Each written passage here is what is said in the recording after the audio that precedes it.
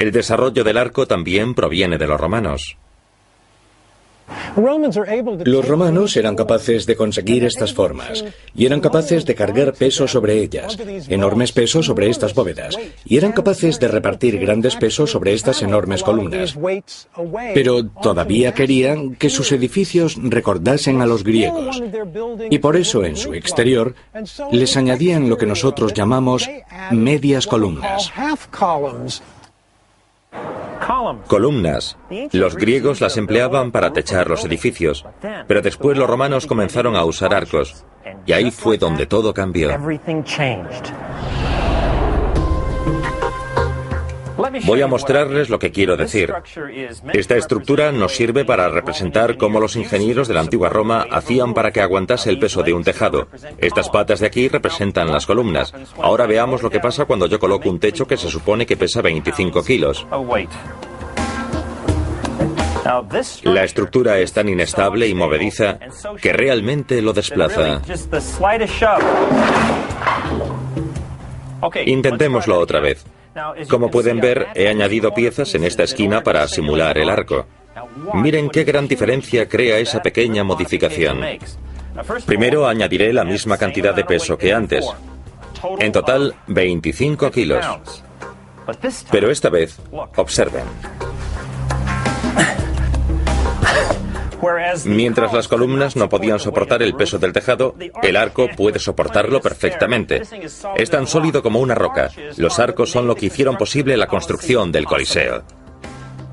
Los arcos, gracias a su forma semicircular, pueden soportar mucho más peso, porque direccionan la fuerza de la carga a lo largo de sus columnas, de una forma muy peculiar. Sus numerosos arcos, totalmente sin precedentes, son los que le dieron al Coliseo la sensación revolucionaria de estar al aire libre.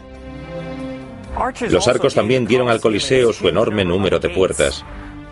Y los arcos, gracias a su increíble fuerza, eran capaces de soportar no una, ni dos, ni tres, sino hasta 4 filas de asientos que se elevaban unos 15 pisos de alto. Todos los avances tecnológicos que no se habían visto antes y que son utilizados en los estadios hoy en día. El momento en el que se construyó el Coliseo fue una época de grandes maestros arquitectos. Los emperadores se convirtieron en genios. En tiempos de Nerón estaban Severo y Celer. En tiempos de Domiciano había un hombre llamado Ruberio. Y en tiempos de Vespasiano, del Coliseo y de Tito, sabemos que hubo un gran cerebro con un plan maestro y un maestro con un prediseño, pero no sabemos su nombre. En el momento en el que terminaron sus obras, estos antiguos genios del diseño habían creado un buen número de modelos de confort que 2000 años después todavía permanecen en estadios de todo el mundo.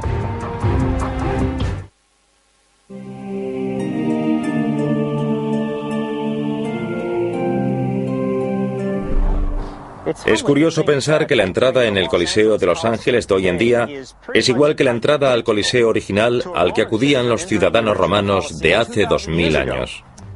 Guardando cola, mostrando la entrada,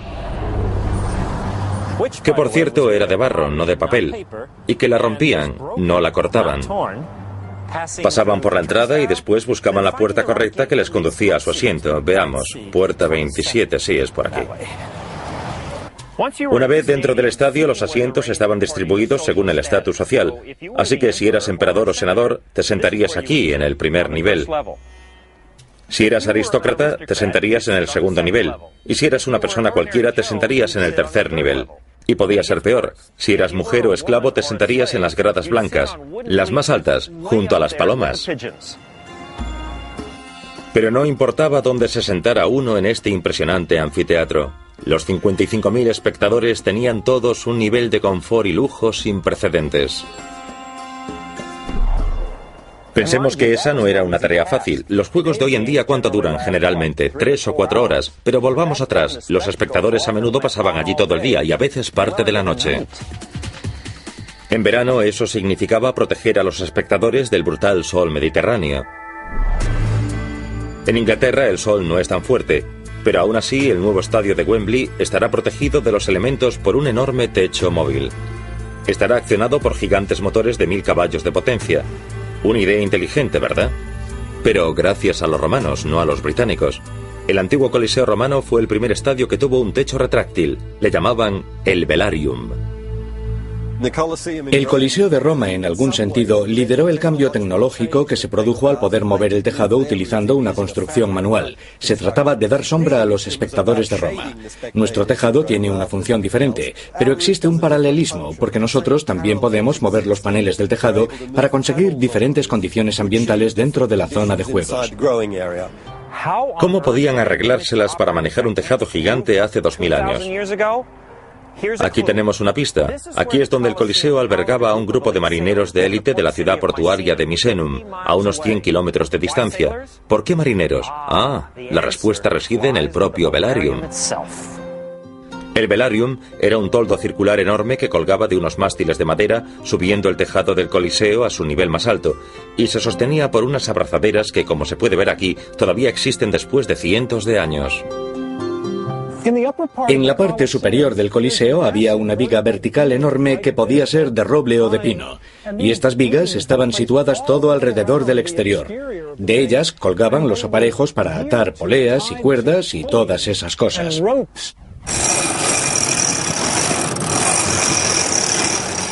El velarium funcionaba exactamente como la vela de un barco. Tenía un elaborado sistema de cuerdas, tornos y poleas para moverlo. Con una importante excepción. Yo puedo manejar esta vela por mí mismo. Pero los historiadores calculan que se necesitaban unos 1000 marineros de élite para poder mover el toldo del velarium. Eso explica el porqué de estos barracones navales. Ahí es donde se alojaban los muy honrados marineros del velarium. Los atletas y los espectadores bajo el calor de la competición requerían a menudo más que un techo que les diese sombra para mantenerse frescos. Y ahí es donde entran los dispensadores de agua. Y cuando el agua llegaba a la piel caliente, las gotas de agua se evaporaban, llevándose el vapor con ellas. ¿De dónde surgió esa idea? ¿De dónde? Según los historiadores, había zonas a lo largo de todo el Coliseo donde uno podía ser rociado con agua perfumada. La idea era mantener a los sudorosos espectadores romanos frescos y con buen olor. Otra forma de mantener a todo el mundo cómodo, las salas de descanso. Aquí en el nuevo estadio de Wembley está planeado construir más de 2.500 baños públicos. En la parte inferior hay aire acondicionado, fuentes de agua, baños... Porque el H2O es vida para cualquier estadio. El agua es crucial para la vida en todas las civilizaciones, y particularmente en los estadios donde los acontecimientos duran mucho tiempo, o en los países cálidos, en donde se necesita una provisión de agua potable. También se necesitan sanitarios. Ese es un asunto más importante hoy que en tiempos pasados. En los tiempos en los que se ideó el Coliseo, nadie conocía el agua y su manejo mejor que los romanos. Mientras el resto del mundo todavía la sacaba de los pozos o la cargaba a sus espaldas, los romanos ya tenían una increíble red de acueductos, parte de los cuales todavía existen hoy. Estos acueductos existían a lo largo de todo el imperio y supusieron el milagro que hoy damos por garantizado, el agua corriente. A finales del siglo I, Roma era alimentada por 10 acueductos, que en total suponían casi 500 kilómetros de longitud. Según las antiguas fuentes, el 18% del agua era para el emperador, el 39% para los ciudadanos particulares y el 44% para los servicios públicos. Los romanos utilizaban los acueductos para llevar el agua a los baños públicos, como este, que créanme, por aquel entonces eran algo importante. Hoy en día damos cosas como estas por garantizadas, pero hace 2000 años, darse un baño como algo habitual era con seguridad algo revolucionario.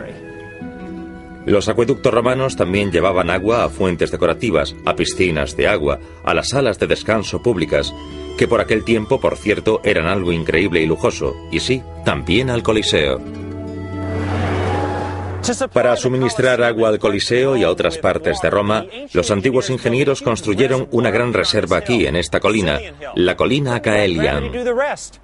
Después dejaban que la gravedad hiciese el resto. El agua fluía del acueducto y justo en el ángulo preciso bajaba todo el camino hasta el Coliseo.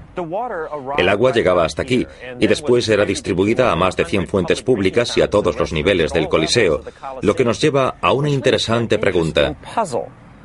Sin motores que bombeasen, ¿cómo podían hacer subir el agua hasta allí?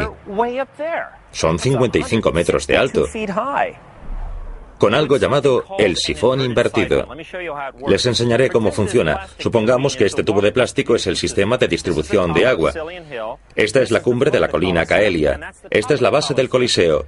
Y este es el nivel más alto del Coliseo.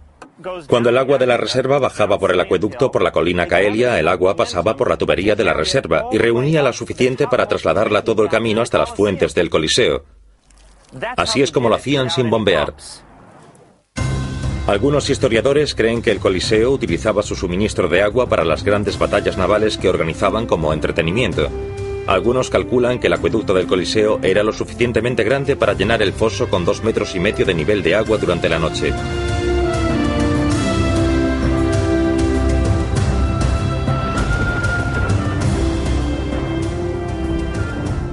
Pero quizás más difícil que llevar el agua al Coliseo era mantenerla allí. Veamos, en Roma llueve una media de 75 litros cúbicos al año, lo que es mucha lluvia, así que sin un buen sistema de drenaje el suelo del Coliseo se podía transformar en una piscina gigante. Pero los diseñadores del Coliseo tuvieron eso en consideración y construyeron una serie de zanjas de drenaje que finalmente canalizaban el agua hacia el exterior, por los bajos del Coliseo. Aquí los ingenieros romanos demostraron ser tan eficaces como brillantes. Recordemos que primero tuvieron que drenar el lago de Nerón construyendo grandes cunetas, selladas con cemento, desde el lago hasta el río Tíber. Un trabajo arduo, pero curiosamente una gran suerte, porque las zanjas permanecieron en su sitio y el Coliseo fue construido encima. Gracias a todas esas zanjas subterráneas, la base del Coliseo permaneció aislada y seca durante 2100 años. Por eso el Coliseo aún está en pie. El magnífico foso podía albergar acontecimientos impresionantes que eran tan sangrientos como espectaculares. Pero la suerte final dependía de mantener a la gente bien entretenida y bien alimentada. Se le llamaba pan y circo. Era la enorme tarea de aportar grandes espectáculos y comida sabrosa.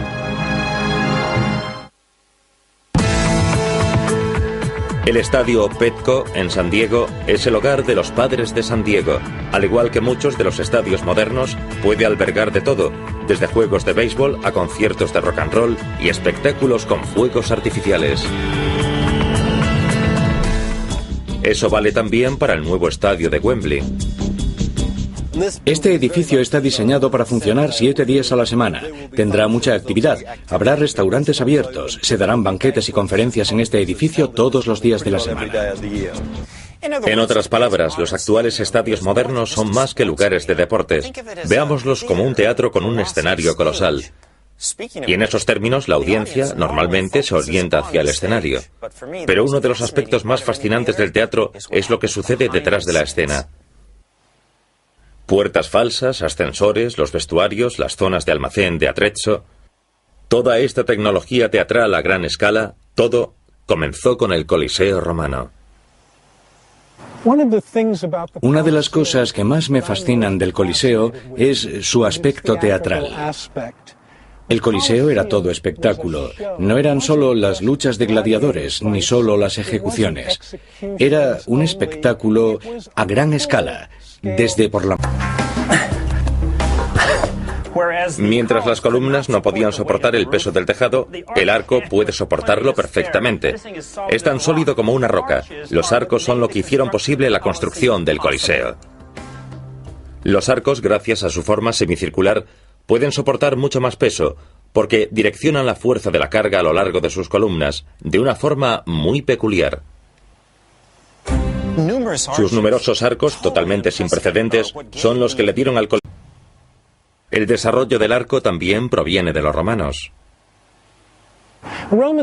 Los romanos eran capaces de conseguir estas formas y eran capaces de cargar pesos sobre ellas, enormes pesos sobre estas bóvedas, y eran capaces de repartir grandes pesos sobre estas enormes columnas. Pero todavía querían que sus edificios recordasen a los griegos, y por eso en su exterior les añadían lo que nosotros llamamos medias columnas.